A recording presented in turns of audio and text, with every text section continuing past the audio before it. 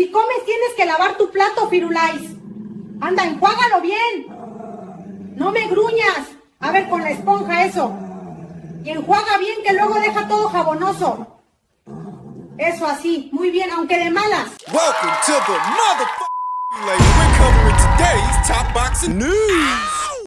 Okay, we'll start with this. Former four-weight world champion Adrian Broner went in on Floyd Mayweather's lawsuit against Showtime, against Stephen Espinoza, and in many ways against Al Haymon. Even though he's not specifically the one that the lawsuit is going after, the lawsuit suggests that he's the one that stole all the money. To that, Adrian Broner said, "I would never take legal action against Al Haymon. Some people might say I'm dumb or brainwashed, but I'm a loyal individual, and I know he did things for me that nobody would do, and if I'm owed any money, oh well, man, he kept me satisfied. I will never spin the block for retaliation. It is what it is. See you soon." Given Adrian Broner's current state, I don't think anybody's going to be taking any life advice from him or financial advice because he's broke. So unless you want to end up that way, why would you listen to him? Adrian Broner is not the one that Al Haymon is said to owe in excess of $340 million. Would Adrian still have that attitude if it were? For a perspective, people get killed every day for a lot less, and I mean a lot less than what Al Haymon is said to owe Floyd Mayweather. A few thousand here, a few thousand there. Well, the pay-per-view revenue, the fighter gets a piece of the pie. And what part of the revenue was actually missing? Do we know? Have they indicated? I'm told residuals, pay-per-view, and residuals. Do you want to explain that to people, just so? Well, the pay-per-view revenue, the fighter gets a piece of the pie, and after a year, Showtime finished showing it when they lend the film out to other people, to other companies, and for replays and redos. The fighter's supposed to get a piece of that. Wow. So what this is essentially about is the upside of Floyd's pay-per-views in tandem with some royalties, residual income from the footage. And Adrian says that if it were him, he would never try to take Al Haymon to court, but as stated, he's not the one Al Haymon is said to owe in excess of $340 million out of loyalty. Loyalty to Al, who all he really did was rob Peter in order to pay Paul. It seems more and more like a lot of the money that he was kicking out to some of these fighters was coming directly from Floyd. It's one way to spin it. When Manny Pacquiao leaves Top Rank and washes up on the shores of PBC Island, the guarantees that he got, did they come from Showtime or did they come from Floyd Mayweather when Canelo went over there? Same question. The idea that Floyd Mayweather for so many years was paid an allowance out of his own money while someone else controlled it never sat right with me. For what reason would things be that way? So if Floyd Mayweather wants a certain dollar amount out of his own money, he has to go through Al to get it, which would then mean that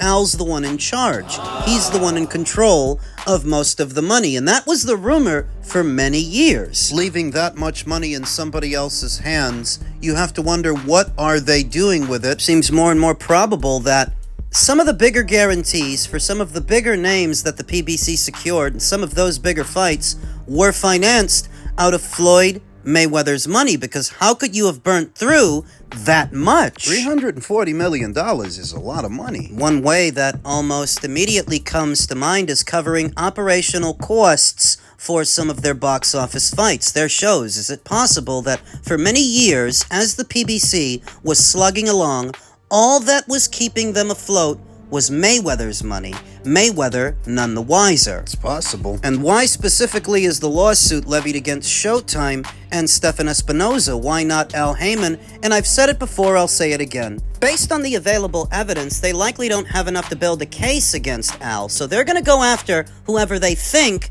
helped Al, in the hopes that if they can establish that, who facilitated the theft? In order to establish that there was one, all leading back to Al Haymon, it's not that Showtime and Stephen stole the money themselves. It's that they put it in the hands of Al. Money that I think is gone. It's in the wind. Floyd isn't going to re-encumber anything. The easiest assumption is that Al Heyman took a sizable portion of that money himself, but it's just as likely that he used a sizable portion to keep his failing experiment afloat. And now, all that money's all gone. You can go after Stefan, Showtime, you can go after Al. But for what?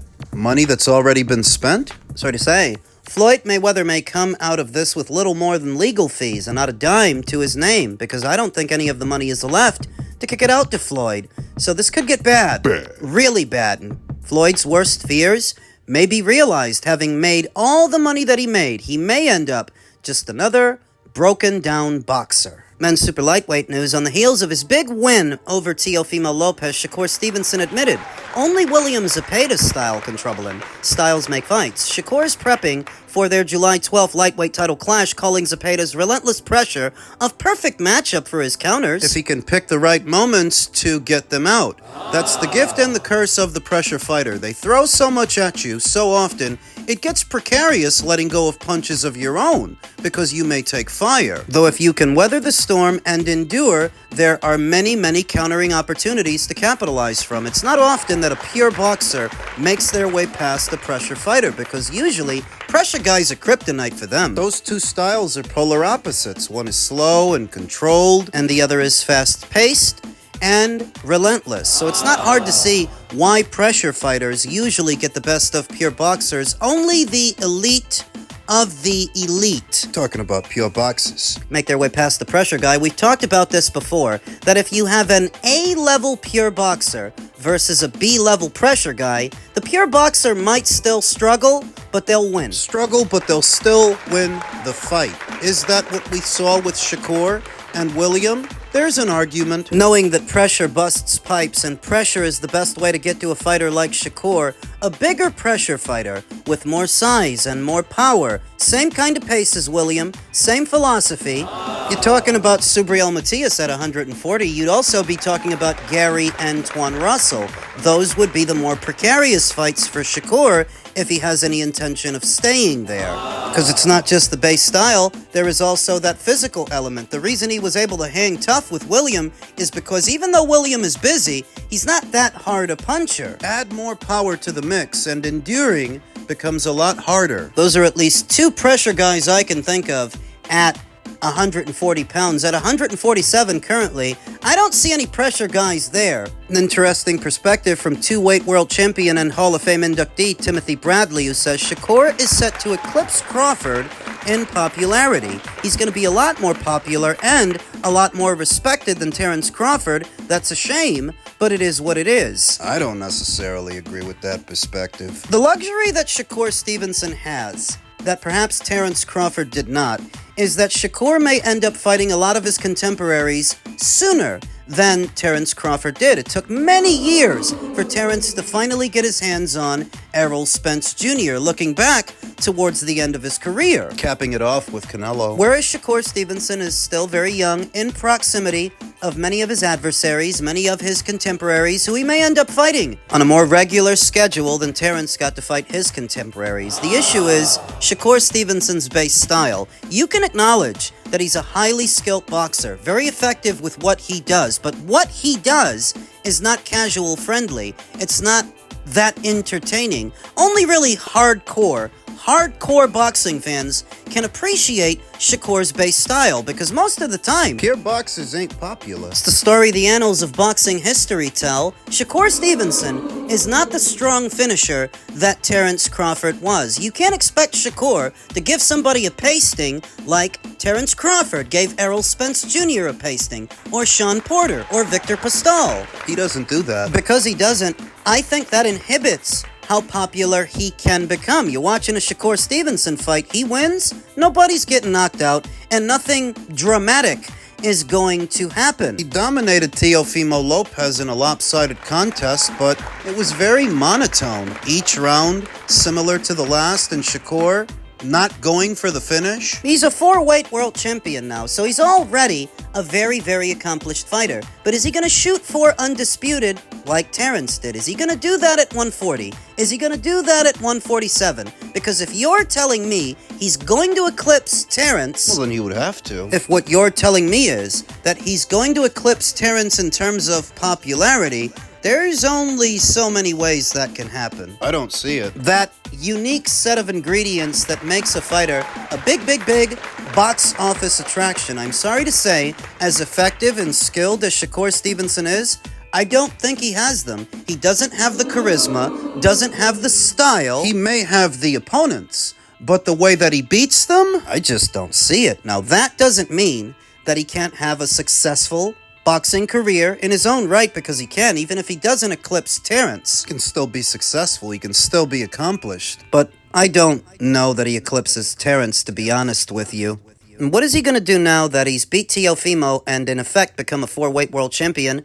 It would seem that Ryan Garcia's camp are eyeing a fight with him. They're looking at Shakur as a potential, with Ryan Garcia currently focused on his February 21st fight against WBC welterweight champion Mario Barrios. His father and trainer, Henry Garcia, is already looking to Shakur Stevenson. Henry opened the door to a massive clash with Shakur, stating that the fight is feasible at junior welter. With King Rai currently campaigning at 147, Henry insists that the move isn't necessarily permanent. He provided a glimpse into Ryan's current condition to prove that a return to 140 remains a viable option. Ryan stepped on the scale at 151 pounds last week. Henry believes this weight gives them the sweet spot to fluctuate comfortably between the junior welterweight and welterweight divisions. Despite the recent jump up in weight, the camp believes Ryan hasn't outgrown the 140-pound limit just yet. Then why is he at 147 right now? Why did he blow the weight in the Devin Haney fight? Henry can say what he wants, that Ryan can do this and Ryan can do that, but what will Ryan do? He's not going to make 140, that's for sure. How do I know? The whole time that he was supposedly at 140, he never actually made 140. He always came in just over. A major sticking point in Shakur Stevenson's previous negotiations has been his insistence on a 10-pound rehydration clause for opponents to meet him at 147. Henry Garcia is looking to remove that hurdle entirely to ensure the fight happens. And that would mean something if I felt that Henry were the one in charge, but he's not.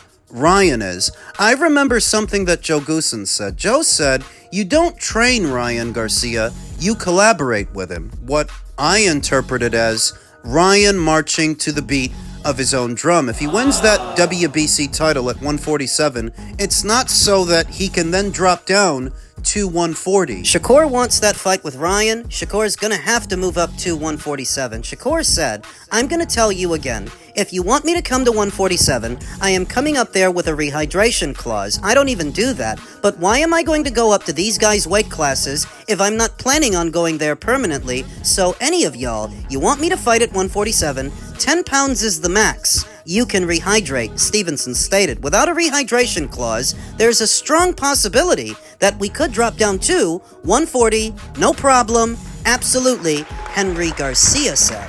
Shakur is coming off a UD win over Teofimo Lopez, which secured him the WBO belt at 140. The win made him a 4-weight world champion. The WBC, in response, stripped Shakur of his belt at 135. As his future at lightweight looks to be over, Shakur must now decide if he wants to stay at 140 or move to 147. With Garcia, a potential name later down the line, however, Conor Benn is also an option since the two faced off in the ring after Shakur beat Lopez. This is what I meant when I said that Shakur may get his hands on his contemporaries a lot sooner than Terrence did in his time. Where's Conor Benn? Hey Conor Benn, we can get it banging, boy. I want the same rehydration clause that you put on Chris Eubank Jr., and we can fight. Sign the contract. Sign the contract, said Shakur. You're too small for me, boy. You're tiny, bro. You can't punch. You can't keep me off you. I'll fuck you up.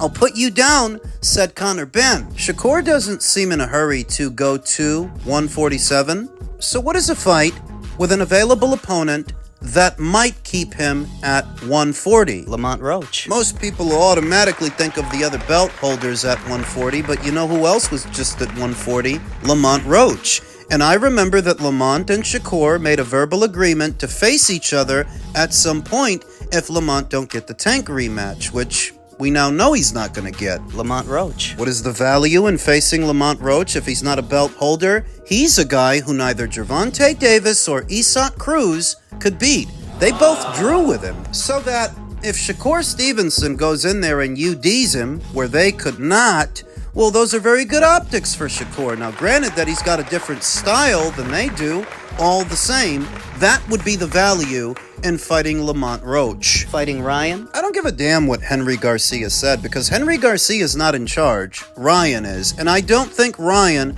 would drop down to 140 for Shakur. He'd make Shakur move up, so he would have that advantage over him. That's why he did it to Devin. That's why he would do it to Shakur. Didn't make 140 for Devin, remember? And he's not going to now make it for Shakur. He's going to want that weight advantage over him. What about Shakur wanting a rehydration cap? I don't know that he gets that either. That he has the kind of leverage that would make Ryan adhere to that. The fight with Ryan would present him a bigger fight than any fight at 140 right now, because he already fought the biggest name at 140. Fighting Ryan at 147 would be bigger than anything down there. To get Ryan in the ring, he might have to make that sacrifice, though. Sacrifice weight. Team Garcia may be thinking that the Stevenson fight might go like the Haney fight went. I think they're mistaken. I've long maintained that even though Devin and Shakur are both pure boxers, Shakur is more dynamic. Shakur is more effective with that base style. Devin is pretty basic when you look at him in action. It's a simple 1-2 jab and grab fighter. Jab and move, jab and grab. There are more bells and whistles to Shakur's game. You ask me, do I think Shakur Stevenson can beat Ryan Garcia? And I believe that he can. What I don't believe is that will be his next fight. I think we're a ways out from Stevenson versus Garcia. I think we might end up seeing Haney versus Garcia, the rematch. In the interim, while Shakur Stevenson maybe fights Lamont Roach at 140, maybe fights Isaac Cruz at 140, maybe Dalton Smith down the line. Shakur Stevenson doesn't sound in a hurry to move up to 147. There are some names that he can stay busy with right there at 140. They're not bigger fights than a Ryan Garcia fight, but they are there. Addressing that possibility of Shakur fighting Ryan, it's a fight that I think Shakur can win, but it's not a fight I expect to see in the near future.